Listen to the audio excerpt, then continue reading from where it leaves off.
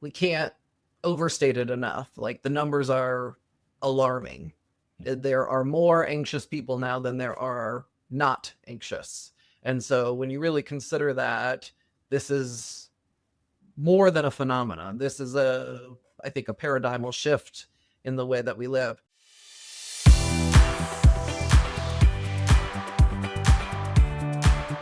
Welcome to Gap to Gig, the show for dads, reimagining how work fits into life, not the other way around. It's where we talk about what comes next, how to make sense of the in-between, and who we become in the process. I'm your host, Michael Jacobs, and today I'm sitting down with someone who understands men in a very real way. AJ Rich is a licensed marriage and family therapist, a practice owner, a clinical supervisor, and a doctoral candidate in psychology. After nearly 20 years in corporate roles, he shifted into full-time clinical work and now leads a thriving therapy group in Los Angeles. He works almost exclusively with men. Many are dads juggling identity, pressure, anxiety, and the rising expectation that men build emotional intelligence in ways earlier generations never had to. AJ also studies psychological well-being and organizational psychology while raising kids and managing the demands of his own business. This conversation is a chance to explore how men grow, adapt, and stay grounded in a world where everything feels louder, faster, and more unpredictable. AJ, welcome to the show. I'm so happy to have you here today. I'm so glad to be here. Thank you for having me. It's my pleasure. I want to start with your personal turning point. You spent nearly 2 decades climbing the corporate ladder before changing direction. What was happening inside your mind during that period that pushed you to follow the path you've been thinking about for years? Great question. I think there were a couple things that converged all at once. The first was I was in an industry where I could see that the end of it was coming. It was corporate retail, and our biggest competitor had closed, which was shocking to the world. And our president of the company also left the organization around that time. And so just the little tingles began about a year before I actually made the jump, where I was confronted with having to figure out what my career would look like for the rest of my life. Sure. And I think the way that I was able to actually do that was a lot of research and a lot of contemplation to figure out what it would look like and how it would fit into my life. And you say a lot of research, but you also said it kind of sounded like in the beginning it was also a bit of intuition, right? Was there some sort of balance there between, was it the intuition that led you to do the research to figure out what you want to do next? Or was it, were they kind of part and parcel or together is one thing? Yeah. I think they definitely fed into each other. The intuition was kind of the spark that said something has to come next, and the research was my way of figuring out what that actually meant and listening to my intuition maybe for one of the first times in my adult life. Excellent. So many dads, they fantasize about a change like this, but they never make the leap. What helped you move forward instead of just staying comfortable in your old identity? Was it just the research, or was there's something else beyond that that helped you decide, you know what, this is it. I'm going to make that change. Yeah. I think the biggest indicator was being a dad. My daughter was approaching the end of her elementary school years, and I was working 60 or 70 hours a week, had been her entire life, and didn't really think about anything different from that. So the research was to help me figure out if I was going to make such a drastic jump, one, how to make it possible. Money and finances were a big part of the research of Right. what I could do in the interim. I found a psychology program that allowed me to keep my full-time job for the first few months while I integrated into that. And then by the time the clinical portion kicked in, I had already kind of worked through the plan of what was going to come next. And we really had to buckle down as a family. It was a family decision. So getting my spouse and my child all involved in the decision took some time and some convincing. Yeah. And yeah, it really came to a head after a big work trip. I was laying on the floor of my office here in Southern California and just decided this is it. I've done all the work to get here, and now it's go time. And it was Uh, very scary, but in retrospect, very rewarding too. Yeah, I bet. I bet. It's interesting you mentioned that, well, it's your career that we're talking about. It was a group decision essentially. It was a family decision, right? Your spouse, your daughter, like you have to get everybody involved because ultimately you support each other, right? So if Yes. you're going to make this change, your spouse needs to be able to support you making that change, whether it's financial or psychological or emotional reasons, but also Yep. it's going to have an impact on your child too. Yeah. And my daughter was really enthusiastic back then because, as I started to go back to school and have my textbooks out and everything, she was also, entering that phase of her own education. So we had lots of study nights together and tried to make it as routine into our life as absolutely possible. That's awesome. I love that. You work almost exclusively with men, and you mentioned that developing emotional intelligence is something that men often could avoid before. Nowadays, with social media, with AI, and everything else, what does building emotional intelligence or EQ look like in a practical day to day way for the men you work with? Mm. I think it starts with defining what EQ even means, right? I think many of us that are parents understand this because we see emotionally driven children until, life takes hold and that all gets worked out in the wash. But I think really understanding that we're not talking about something revolutionary here. We're talking about this idea that maybe these emotions that we all have that we're already experiencing are data and information that we should utilize just like we do cognition and thought and those other elements. So I think I start by just explaining like nothing groundbreaking is about to happen here. We're just going to tap into something that's always existed in you Sure. and see what comes up. And when you do that with your clients, do you see I assume you see some resistance. It's from some of them, but you also can clearly explain the benefits to looking into EQ. But if somebody feels embarrassed or unsure or afraid of looking weak by addressing their emotional intelligence, what what is that resistance that's kind of holding them back? There's tons of emerging data coming out right now that has transformed the way I think about this. Up until maybe a year ago, if we had been having this conversation, I would have a completely different answer. But what we're learning through the benefit of technology is that we're actually emotional creatures who think. We always thought we had the thought and then the tears came to our eyes. But now, because we've been able to dig deeper, we understand that it happens the other way around. The tears to your eyes over the deceased loved one that you're thinking about arrived before the thought of them. And so when I see some resistance in a client or potential client, I start by that. We're just honoring what already is and getting you to recognize that yes, the emotion actually does arrive first. What is it? What's it even called? I think another tangible exercise that I use with a lot of my clients is just a basic feelings wheel. I think if you ask most men, we have, a handful of emotions that we can recognize.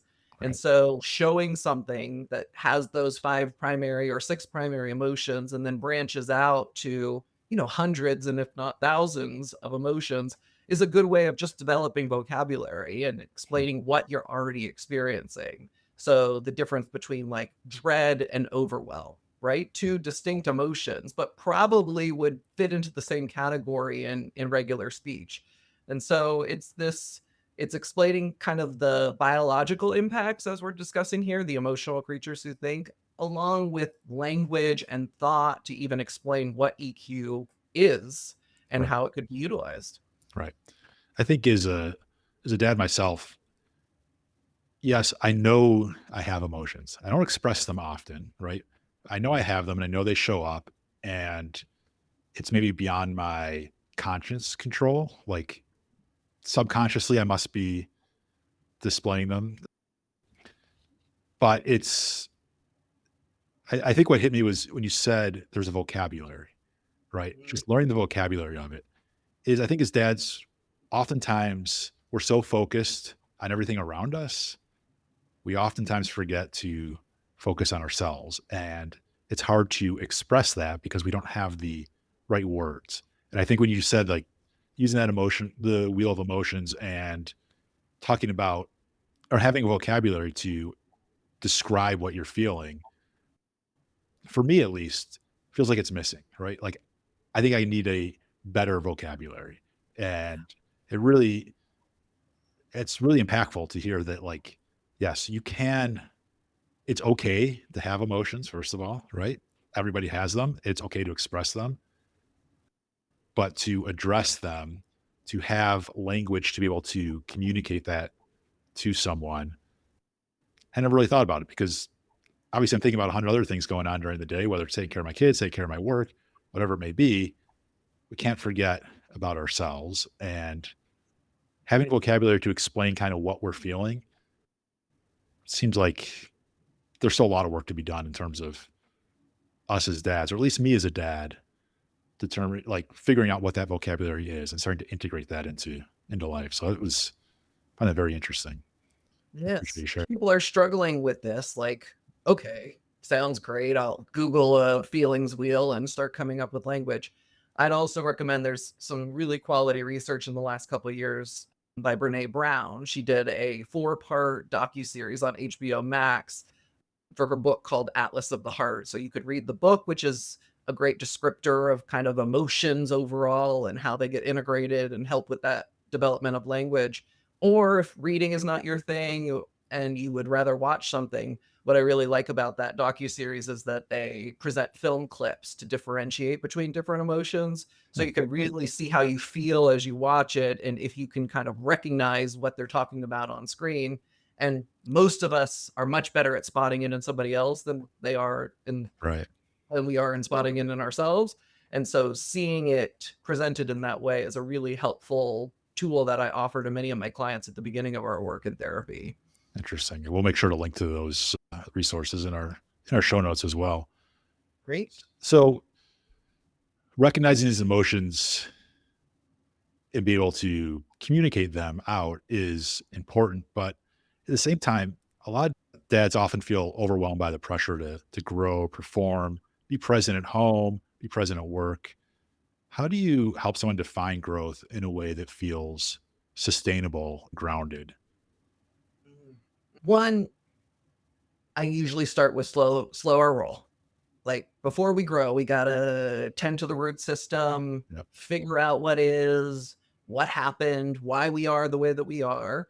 And, this will be my only plug for this, but that's a great topic to go start therapy about is just kind of figuring out what is. I'm also a big personal believer that I only focus on growth when I'm moving my body. And so I am not, when I'm lazy on the couch on a weekend, is not the time for me to be thinking about how to accelerate my career or grow my practice even more. And so I've kind of made a commitment to myself that if I'm walking the dogs or exercising, that is a chance where I'm already kind of attuned to growth in another way. And then I'll bring in something about expansion or a podcast or listen to something that helps me think about expanding even more. Yep.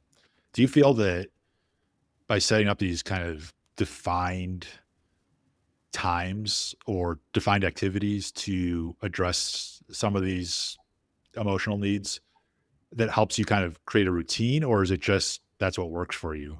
Or is it like doing exercise or going for a walk? That's like, okay, now I know that's my time to put on my thinking hat. Yeah, I think it's more the latter. I recognize that I'm already motivated. If Yep. I've got my sneakers laced up and I'm already moving, that's a chance where I'm probably more in balance than I was before. So Sure. that's my indicator to even begin digging into growth and expansion. But if I'm not doing that, I just kind of shut down that little voice that's saying, do more, grow more, expand more, and say, like, not the time, not the place. And so I do use a routine.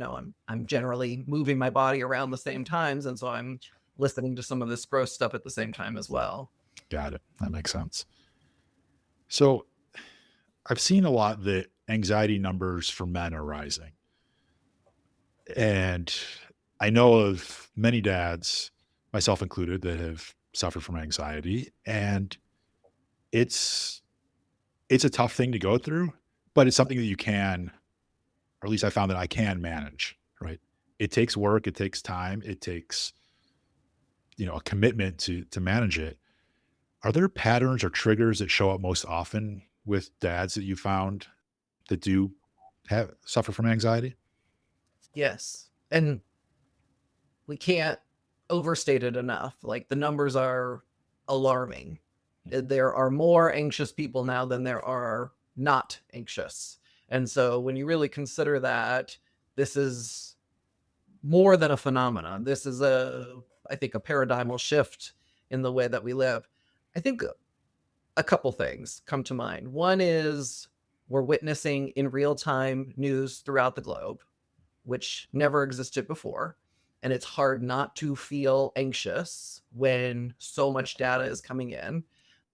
So I usually start there with a client who presents with some clinical anxiety about kind of broad existential worry and fear, and then bring that into your individual life and really figure out, like, what are you most concerned or worried about?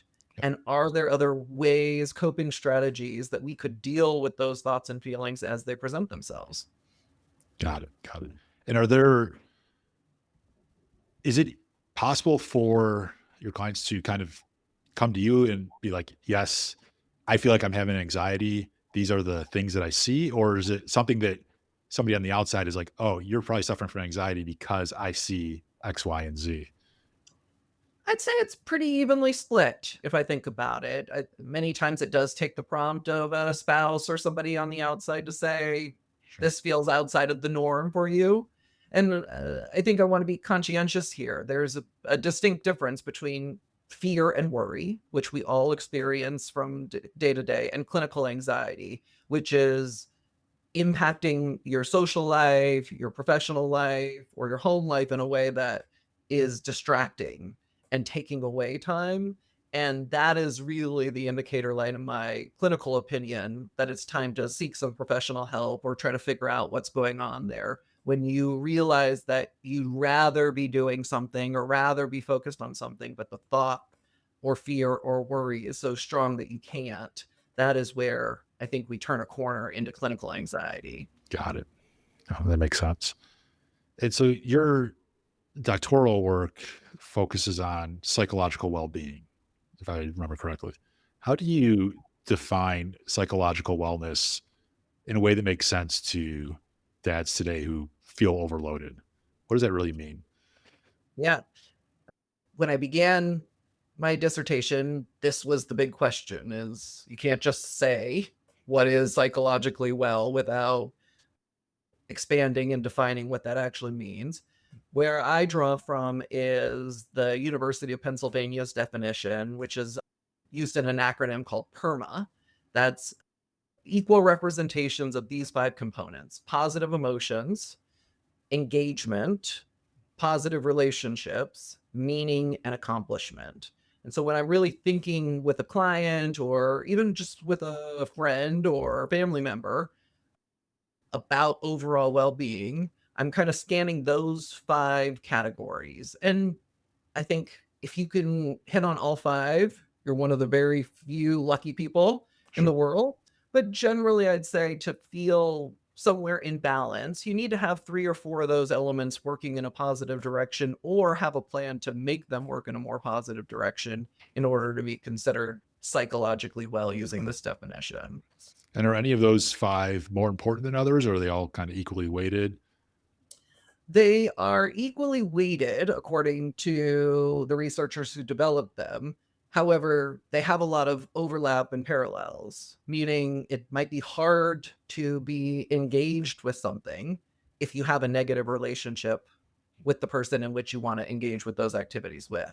So oftentimes you might need to focus on one of those elements first, and then by focusing on it and confronting it, maybe other elements come in into balance in a way that you wouldn't have expected, or without dedicated work on that specific secondary element. Okay, so when someone feels like they've lost their sense of self in work, parenting, or maybe they're just in survival mode, where do you start to help them kind of rebuild a clear identity? I think it's important to start with figuring out which silo of identity is the most impacted. Most of us are balancing 3 or 4 primary identities all at once, right? A family life, a professional life, a social life, and all of those have their own identity characteristics. So I'd probably start with figuring out which one's the most impacted negatively. And the other thing I'd say is putting some action to it, right? We can talk all day long in therapy about how I'm feeling and what it might be, but to me, what I try to do with my clients and with myself is design some kind of challenge to explore this and see if I can make some difference. So, and I'm not talking about some big fundamental challenge, but if I'm having trouble with meaning, for instance, then I might really focus on like, do is my professional identity feeling fulfilled right now? Do I feel like I'm actually helping the clients and patients that come to me? And if that's not the case, then I might design a plan to do an additional training or to try a different approach with a particular client to see if that gets us unstuck. So I think it's really important to frame out what we're working on and then develop some tangible action oriented steps to see if we can make a difference on it. Sure. And you're saying that those tangible action oriented steps should be don't necessarily have to be these grand gestures or grand actions. You can really start small and kind of build along the way. Am I understanding that correctly? Yes, Yeah. please do that Yeah. because I think sometimes this is the challenge, right? If the challenge itself is too large, then you're not going to attempt it, or Right. the first roadblock you experience with it, you're not going to persist. And so I'm a big believer in staircasing out goals, objectives, action orientation, and taking into consideration your real life too. Right. You don't have we don't have time to take an additional training class right now because it's the holidays are upon us or whatever is going on in your life. And Right. so really small nibbles to see if they're making a difference. And then you could take larger bites as you make the positive progress that you're hoping for. Yeah. Got it. Yeah, that makes sense. One step at a time and just keep putting one foot in front of the other and you'll continue to make progress.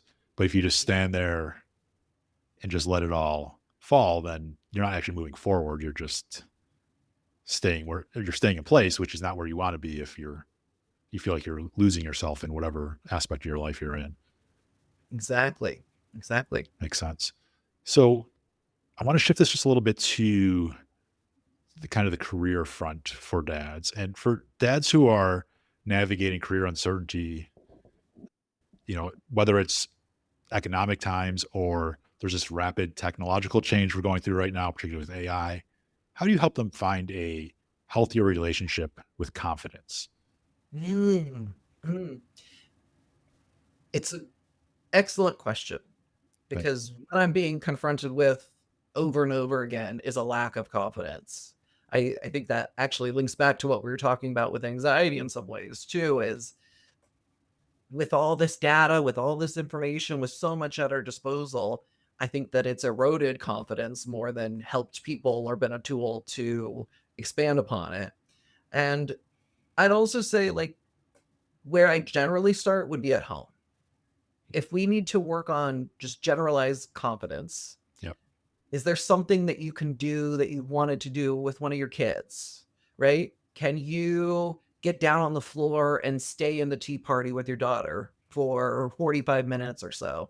Or do you feel that itch the second that it starts to feel weird or strange, or she asks you to say or do something that you don't want to do? And I think kids are a great conduit for this because they're going to always make us feel more confident Yep. if we engage with them on a full level. So I think dads can often start there. Get your house in order is kind of my big statement in therapy. Like, be confident about that. Is everybody flowing together in the way that you hope they would? Are the relationships as strong as you hope that they would be? And then once that house is in order, I think then we can expand to professional pursuits, career shifts, all of these other categories that we're talking about. Got it. Yeah, I love that. I like that you can you're making the steps attainable by starting at home, right? Mhm. You can't control everything, right? And uh, just trying to make home a little bit better for yourself and for your family can give you a little bit more confidence as you address what's going on in your work life or your social life or whatever else you may be doing with your life, your volunteer life, whatever it might be. Um, and you can always address what's going on at home. That is one thing where whether you're the parent or even the child, like you have some say in what happens in the house. And to make it attainable, but also it's almost a relationship builder with your own family too, right? Like you're putting in a little bit extra effort now at home and yes, it's going to help build your confidence, but it's also going to strengthen your relationships, I think, right? Which then will, I assume, help build your confidence further. So when you do your go back into work mode, you have a little bit more confidence to address whatever concerns that you have at work. So I like how that's just like a great first step because it is attainable, right? It's not like, oh, you need to study these 7 things and then take this test and figure out like, can you do this? Can you not? No, you can do that, right? You do it every day. It's just a matter of, can you make it a little bit better? Can you strengthen that? Can you give yourself a little bit more confidence in the house? That confidence will carry over elsewhere, or at least show you that, yes, you can do this at home. You could probably do it elsewhere too. Yes. And I think you nailed it on the head when you talked about control, because I Mm, think confidence and control often work in tandem with one another. When we feel out of control, yep, our confidence diminishes in some ways.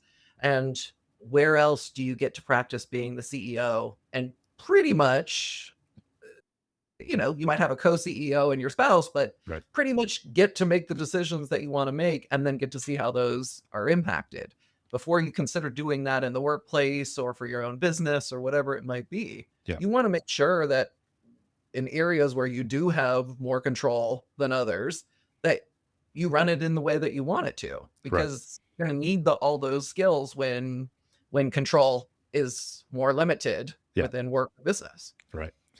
So let's uh, let's flip the script on this a little bit in that we talk about control. You work oftentimes with recovering perfectionists, people pleasers, people that have a different type of control. How do those traits show up uniquely for dads trying to succeed at work and at home? So I think the first thing in recognizing perfectionism, people pleasing, these are all what I would consider psychological defenses. These are your system's way Yeah, through life of trying to keep you safe. And so, if we want to confront any of them or other defenses, such as abandonment or other things that you're probably ultra familiar with, we have to recognize the source. Where did that come about? Where did you even get the idea that being really available to somebody else is a way of being chosen? And is that really how you want to be chosen? I think we have to really question the premise. And men often struggle with this exercise because we don't really want to go backwards. We just want to fix what currently is. yeah, And so a lot of my work, as you can imagine, is convincing people that the past matters a whole lot, yeah, not to blame or for any other reason, but just to simply understand, because you have to recognize that you are being defensive by people pleasing or whatever else you're doing sure. in an effort to try to keep yourself safe. And when you recognize that there's other ways that you can do that, that are probably healthier, more comprehensive for you, that's where we can begin to make a difference there. That makes sense. That's really interesting that taking a look back at the past. I, I tend to, I think, at least for me, and I think there's probably some other dads out there that we're always looking forward, right? Like what comes next, right? But sometimes some of our maybe not great habits or some of our tendencies clearly come from someone or something in the past that kind of programmed us to be like, okay, this is how you handle this thing. And I don't think enough about looking back when oftentimes I tend to focus on just looking forward, but it makes sense to look back to figure out, to get the reasoning why you're doing the behavior so that you can address that behavior, Yes. right? I also think many people assume this is going to be some big epiphany. You're going to unlock some trauma history that you're not going to know what to do with. Many times I'm hearing something like, my very first boss was really hard on me. Yep. And so ever since then, I've just tried to stay ahead of whatever boss wants. Yep. Right. And that's totally understandable. There's no big trauma to unpack there, but just understanding, oh, right. The second that I started working, I had somebody who was really diligent about picking my work apart and wanted me to do an excellent job. And so I've just decided that this defense is going to work for me. But again, like we were talking about with other emotions and elements of the past, generally these are little blips of something that happened that once you kind of speak it into existence, you can be like, oh, yeah, like not every boss since then has been like that. Right. Many bosses actually don't like my over communication or whatever it might be. And that might fix it all on its own by just recognizing that initial trigger point. Yeah. It's a great point. You said speaking it into existence kind of makes me think about what you said earlier when it came to the wheel of emotions and just having that vocabulary. It's almost in a way having vocabulary for why you do the things that you are doing that maybe you don't want to continue to do, right? It's Yeah. finding what is it that caused that? Like, what are the words that help you identify what that is? So you be, okay, it was the way I wanted, my boss wanted things. But like you said, your current boss might not have that same demand or even appreciate that kind of work. It might actually work to the negative. So it's like finding out why you're doing that so that you can identify it so you can be like, okay, now I'm cognizant of it. Now I can shift how I address that going forward. Exactly. Exactly. It's interesting how emotion, the same thing you do with emotions is this kind of the same thing you're doing here with figuring out like why you do some of the things that you do. It's Yeah. never made that connection before. It's fascinating. Yes. And I think it demystifies this idea that like therapy or unpacking even on our own, our backgrounds is going to be some labor intensive process. And for many people, it is because they have had those lived experiences. But for the vast majority of people that I work with, we're generally talking about little blips and moments in sixth period of 10th grade that just Yep. I forgot the assignment, and ever since then, I promised myself I never miss an assignment again. And as soon as the person says it with the vocabulary, you can almost see in the therapy room just the, oh my gosh, this is so much simpler than what I was expecting. That's awesome. I love that. All right.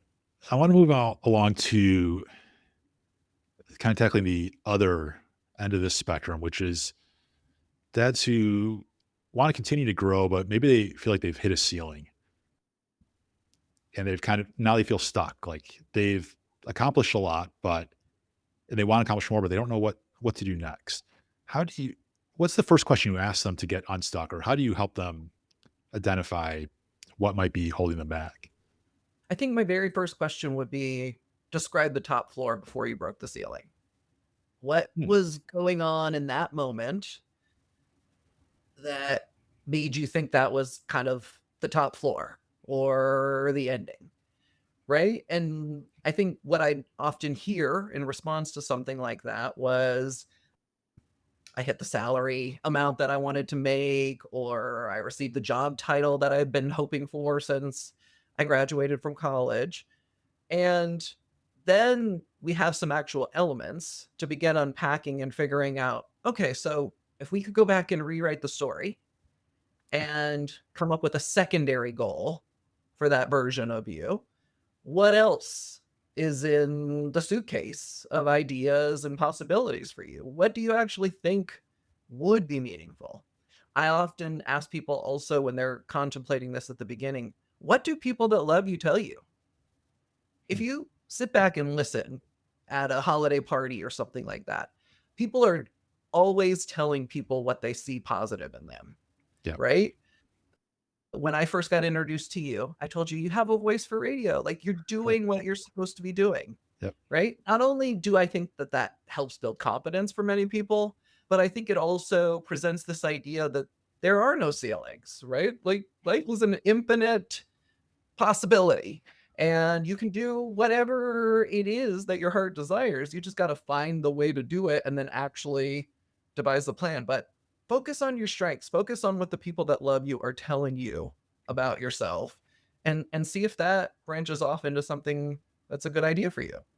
That's awesome. That's so smart to not just focus on the positives, but think about how other people perceive your positive strengths so that you can use that to kind of now re-identify what your new goals are. I can see how that would help get unstuck very quickly.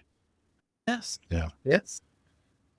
You see men now who want to go deeper, not just talk about the surface problems. I know you said a lot of your clients, it's not necessarily they're coming to you because they've had some traumatic past where there's a lot of unpacking to do.